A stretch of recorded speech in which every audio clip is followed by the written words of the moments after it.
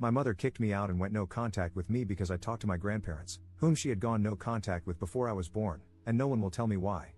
Posted by you/FamilyDrama879. Longtime lurker, first time poster, sorry if the formatting is messed up, I'm on a cell phone. I don't know what to do right now. I feel like I really didn't do anything wrong, but I think I might have messed everything up anyway. I'll try to be succinct. I don't know where this starts.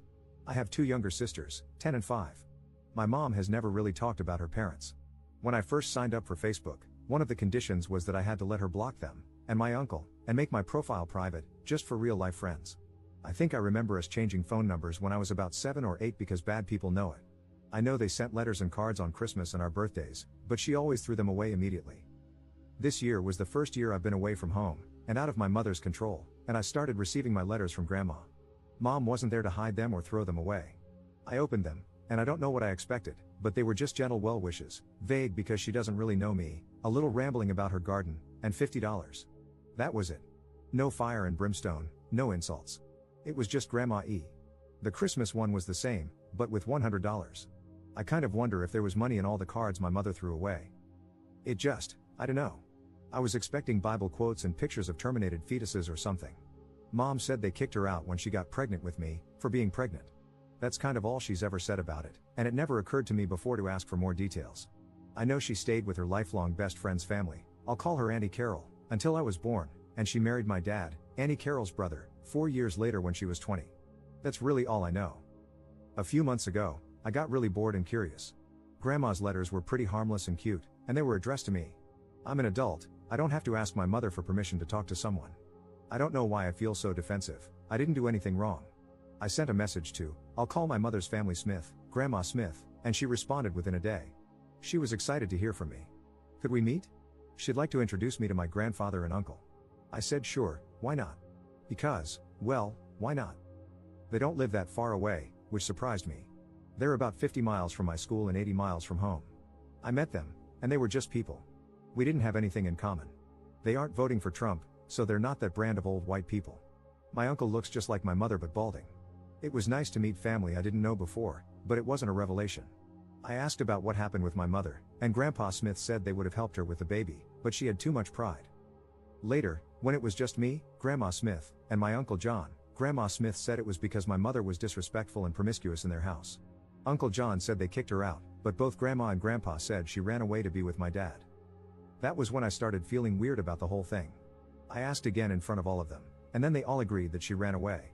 I didn't want to start a fight or anything, so I left it at that. I went back to school and promised to keep in touch. Which brings us to now. I was home for spring break, and I brought up this whole situation today with my mother because, at this point, I just want answers about why we never talked to these perfectly normal people all my life and what really happened between them. And my very calm, very intelligent mother completely flipped her crap. She started yelling, "Why would you do that? What do you mean you were in their house?" My youngest sister started crying because of all the shouting, and my dad took them upstairs. My mom calmed down a bit and started trying to make me promise never to talk to them again. I wouldn't, because she still won't say what happened, if anything. She said that I had to go, and if I wouldn't cut all contact with them, then I'd never talk to her or my sisters again. I stood my ground because I'm not going to excommunicate someone without knowing why. She said that I needed to leave, now. So I left, and that's that. I'm back at school. My dad won't answer the phone, and I'm blocked on my mother's Facebook. I called Auntie Carol, and I barely got 2 words out before she said, "Why would you do that? You need to work it out with your mother," and hung up. I don't know what to do. No question, if I had to choose, of course, I'd choose my mom, dad, and sisters over the grandparents and uncle I barely know, but I don't think I should have to. I don't know why my mother is being so extreme about this. I feel like they must have murdered my mom's puppy in front of her or something, but if she would just tell me that instead of getting so upset over nothing, I wouldn't mind cutting them off as much. How do I talk to my mother logically about this? Relevant comments. Commenter. My mother-in-law has a huge aquarium, 4 adorable birds, and 2 sweet tiny dogs. She knits, crochets, quilts, and bakes. She also regularly beat the crap out of my husband growing up, abandoned him with other family for 5 years, and neglected him so she could gamble. He often went weeks without food. My nanny bakes, goes to yard sales, and makes the best ribs. She also beat the crap out of my mom and all her siblings growing up and drank like crazy. There's a lot you probably don't know. Of course, these people seem normal to you, they barely know you, and they want to, so they're treating you with kid gloves. Abusers are often real charmers. I replied to your post in r/relationships. My mother-in-law was sweet as pie until I had the baby. Then I became a family member, and a prime target for her controlling and verbally abusive ways. But my mother-in-law would paint me as the abusive and controlling one, controlling for not doing what she wanted me to do with the baby, etc. People can hide their true selves. If your dad and aunt are reacting this way, it sounds big. It sounds like it's really hard for your mom to discuss. Where they're saying she ran away to be with your dad, but everyone else is saying she was kicked out, and them calling her promiscuous, my guess would be that they issued an ultimatum, your dad or them/their support. They may have even wanted her to get a termination. To them, her choosing not to terminate and staying with your dad would be running away with your dad. To her, it would be them kicking her out for being with him. Which side you're on can skew your perspective. That's just one possibility, though. It could be anything. It happens. It happened to my close friend at 17, she moved in with her boyfriend. I feel like you potentially approached this the wrong way, maybe a bit confrontational? Why aren't these completely normal people in my life? Would put her on the defensive quickly. You should have approached her with the letters and explained that you're an adult now and would like to know why you're not permitted to talk to these people. Going there without telling her was, to her, an immense betrayal, and in her mind, if she was abused, incredibly dangerous. Ops response. The way they said it was like she was an uncontrollable wild child, and they would have helped if she had just let them. I just thought she was young. But that's not my mother. That's not my mother at all. There isn't a wild bone in her body. There are charts upon charts and appointments on calendars for everyone, and she knows my schedule better than I do. Sometimes I call her, and she doesn't even bother with hello, she just skips right to the answer to whatever question I have because I swear she's psychic. I love my mother, and I don't want to hurt her. You're right, I did come at it abruptly, like it was a little problem that she was making up. I think I did scare her. I didn't mean to. I'm going to go over there later today and try again, more carefully and maturely. Update 2 days later. I don't really want to talk about this, but sitting here obsessing over it isn't helping anything, and I did promise to update. I don't know if there's a rule about it, but trigger warning for incest and grape. So, my mother came by today. I was going to go home and try to talk to her, but she beat me to it. She wasn't upset anymore. She was just really tired and sad. Before anything else, I know a lot of people guessed yesterday about what happened, but if everyone could just not say I told you so, I'd really appreciate it. I apologized as much as I could. I told her about the letters, how they just seem so normal, and I asked why she always throws them away unopened if there might be money in them. She told me they put money in them so that she'll open them, and she said, I know they look harmless, but they're in a secret code that they know only I'd understand. They're upsetting and tiring and pointless, and that's why I just throw them away. She looked at the Christmas card and told me that it used to be her job to tend to the garden because it was supposed to teach her patience and discipline. She said she had to tend it every day, no matter the weather. That her mother mentions the garden in a letter to me as a dig at her parenting, saying that I'm undisciplined and that it's her fault, and that the fact her mother tends it now means she shouldn't have had to and that my mom is a bad daughter for not doing it for her. She says all the letters are like that. She said that when she was a kid, they told her she was worthless and a burden and had to earn her keep. She said that both her father and brother used to do whatever they wanted to her, and I didn't ask for more details, but she said that when she got pregnant, her mother said they weren't going to pay for a baby. She had ignored it for too long to get an inexpensive termination, and her mother called her a WHRE and the baby an abomination, then kicked her out with $10 for the bus and an extra pair of shoes. She went to my dad and Auntie Carol's house and told them what happened, and my dad asked to be on the birth certificate right away. He said she was his best friend and that he'd be honored to be my father. She said she couldn't believe my grandparents would just take her in like that, with no questions asked, with a baby on the way, and not ask for anything in return. She said she'd planned to off herself but couldn't do it anymore because it might have made my dad's family sad.